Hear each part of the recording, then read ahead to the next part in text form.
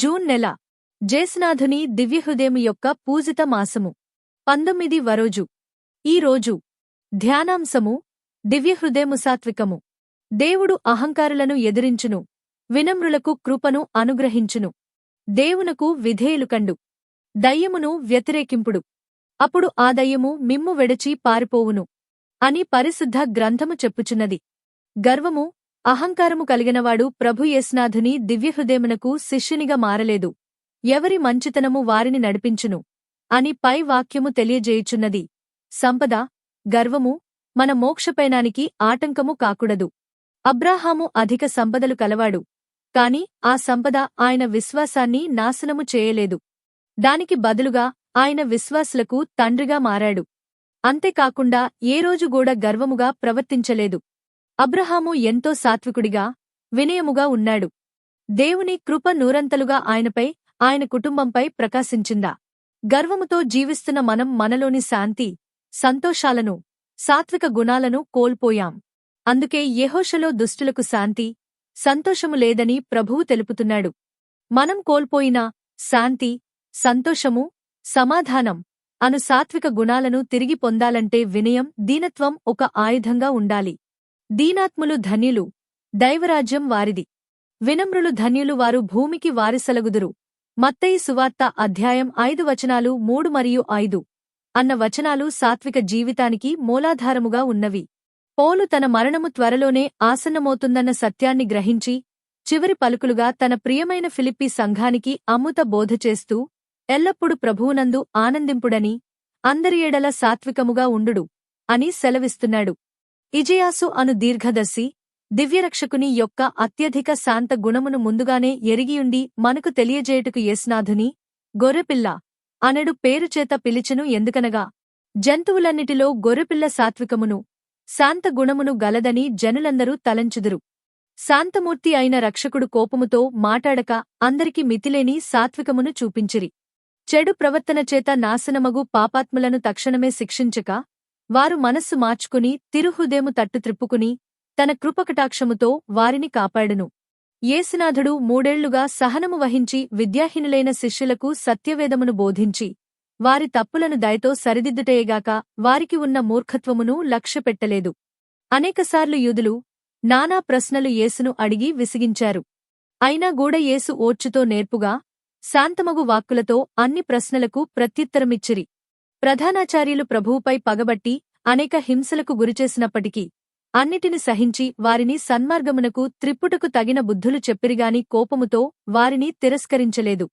యేసు ప్రభువుకు పిశాచి పట్టిందని పరిజేయులు అవమానపరిచినప్పుడు సాత్వికముగా వారిని సరిదిద్దారు. వారికి సుబుద్ధులు ఎన్నో బోధించారు. క్రైస్తవులమైన మనం దివ్య రక్షకుని యొక్క సుమాతృకననుసరించి సాత్విక జీవితము జీవించుదముగాక. పూర్వకాలమందు దైవశిక్షను తప్పించుకునుటకు యూదులకు ఒక గొర్రెపిల్లను కోసి దాని రక్తమును తమ ఇంటి ముఖద్వారములకు పూయవలేనని సర్వేశ్వరుడు ఆనతిచ్చిరి. ఆ గొర్రెపిల్ల యేసుక్రీస్తునాథుని గుర్తుగా ఉండెనని తెలియచున్నది. ఏలననగా పునీత, స్నాపక, బప్తిస్త యోహాను తన దగ్గరికి వచ్చుచున్న యేసుని చూచి, ఇదిగో లోకము యొక్క పాపములను పరిహరించు దేవుని గొర్రెపిల్ల వీరే అని యోహాను సువార్త అధ్యాయం 1 వచనాలు 29 ప్రవచించిరి. యేసు మరల ఇట్లు చెప్పెను, గొర్రెల కాపరి గొర్రెలకు ముందు నడుచును. గొర్రెలు వాని స్వరమును విని గుర్తించును, కనుక అవి వాని వెంట పోవును. గొర్రెలు పోవు ద్వారమును నేనే అని యోహాను సువార్త అధ్యాయం 10 వచనాలు 4-7 అన్నారు. మొదట మనం దేవుని స్వరాన్ని గుర్తించాలి. మనకు ముందుగా నడుచుచున్న ఆ ప్రభుని త్రోవలో పోవాలి. ఎన్ని కష్టాలు వచ్చినా, నష్టాలు కలిగినా, వేదనలు, శోధనలు వచ్చినా మంచి కాపరియైన యేసునాథుని దివ్యహృదయముపై నమ్మకముంచి ముందుకు నడచి రక్షణ ఫలములను అనుభవించుదుముగాక. అద్భుత సంఘటన. పునీత ఫ్రాన్సిస్ ది సెల్సుగారు పుట్టినప్పటి నుండి బహు కోపిష్టి. ఆయన మేత్రాణులుగా అభిషిక్తులైనప్పటి నుండి బహుప్రయాసతో తనయందున్న కోపిష్టితనమును, దుర్గుణమును జయించి సదా యేసునాథుని దివ్యహృదయ సాత్విక గుణమును అనుసరించి తాను ఒక గొప్ప శాంతమూర్తిగా మారిపోయెను. ఆయన జీవితములో జరిగిన ఒక సంఘటన. త్రాగుటకు బాగా అలవాటుపడిన ఒక సేవకుడు పునీత ఫ్రాన్సిస్ ది సేల్స్ గారి బంగళాలో ఉండెను. ఒకరోజు అలవాటు చొప్పున బ్రాందీషాపుకు వెళ్లి పీకలదాకా తప్పత్రాగా అర్ధరాత్రిలో బంగళాకు వచ్చి తలుపు తెరవమని పెద్దగా అరచాడు. అందరూ నిద్రమత్తులో ఉన్నారు. వేరే సేవకుడు ఆ అరుపులు విన్నాకూడా పట్టించుకోలేదు. మేత్రాణులవారు స్వయముగా తామే వచ్చి తలుపు తెరచారు. అక్కడ తప్పత్రాగిన సేవకుని చూసి పరిస్థితిని అర్థం చేసుకుని ఆ సేవకుని తన భుజంమీద మోసుకుని లోపలికి తీసుకుని వెళ్లి మంచంమీద పండబెట్టిరి. అతనిపైనున్న దుస్తులను విప్పి కాళ్లకు ఉన్న బూట్లు తీసి గాలిబాగా సోకునట్లు పంకాపెట్టి నిద్రపుచ్చి మేత్రాణులు తన గదికి తాను వెళ్లిపోయారు. మరుసటి రోజు ఆ సేవకుడు ఒంటరిగా ఉన్నప్పుడు మేత్రాణులు అతని వద్దకు వెళ్లి, రాత్రి బాగా నిద్రించావా? మైకం మత్తు పూర్తిగా దిగిపోయిందా? ఇప్పుడెలా ఉన్నావు? అని శాంతముగా ప్రశ్నించెను. ఆ సేవకుడు మేత్రాణుల పరామర్శ ప్రశాంత మాటలకు ఖిన్నుడై మనస్తాపము చెందివారి పాదములమీద పడి ప్రాధేయపడి మన్నించమని ప్రార్థించెను. అలాగుననే మనము యేసునాథుని దివ్యహృదయము యొక్క శాంత గుణమును అనుసరించి సాత్వికమనెడు పుణ్యమును సంపాదింప ప్రయాసపడవలెను. పునీత మార్గరీత మరియమ్మగారి సుకృత వాక్యము. మన హృదయము యేసునాథుని కొరకు మాత్రమే సృజించబడినది. కాబట్టి ఆ హృదయాన్ని యేసునాథుని దివ్యహృదయానికి సమర్పించవలెను. సుకృత జపము. దివ్య సత్ప్రసాదములో వేంచేసింది యేసునాథుని దివ్యహృదయమా, మా యందు విశ్వాసము, నమ్మిక, దైవప్రేమ అనెడు పుణ్యములను అధికపరచండి. యేసు తిరు హృదయమునకు సమర్పించుకును జపము. ఓ యేసువా, మా దివ్య రక్షకా, మమ్మును మా కుటుంబమును మీ దివ్య హృదయమునకు అర్పించుచున్నాము. మా హృదయములను మీ ఆధీనమున ఉంచుచున్నాము. వాటిని శుద్ధీకరించి బలపరచి బాగుచేసి మీ దివ్య ప్రేమను వాటియందు నింపండి. ఓ మహాప్రేమగల తిరు హృదయమా, ఈ లోకములో మీరు మాకు బలముగను జీవముగను ఉండి మరు లోకములో నిత్య కాలమునకు మా ఆనందమును భాగ్యమునై యుందురుగాక. ఆమెన్.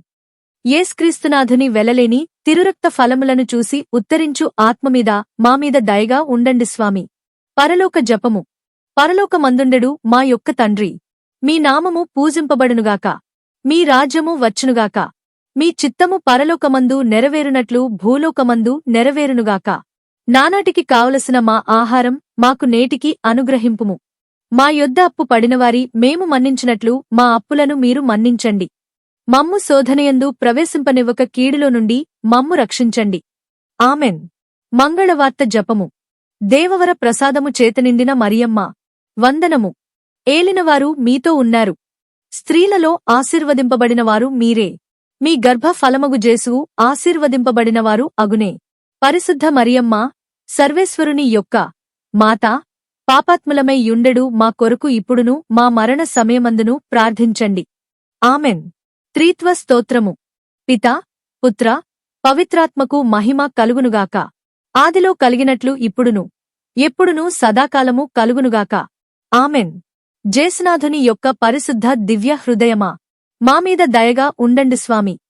జేసునాథుని యొక్క పరిశుద్ధ దివ్య హృదయమా, మామీద దయగా ఉండండి స్వామి. జేసునాథుని యొక్క పరిశుద్ధ దివ్య హృదయమా, మామీద దయగా ఉండండి స్వామి.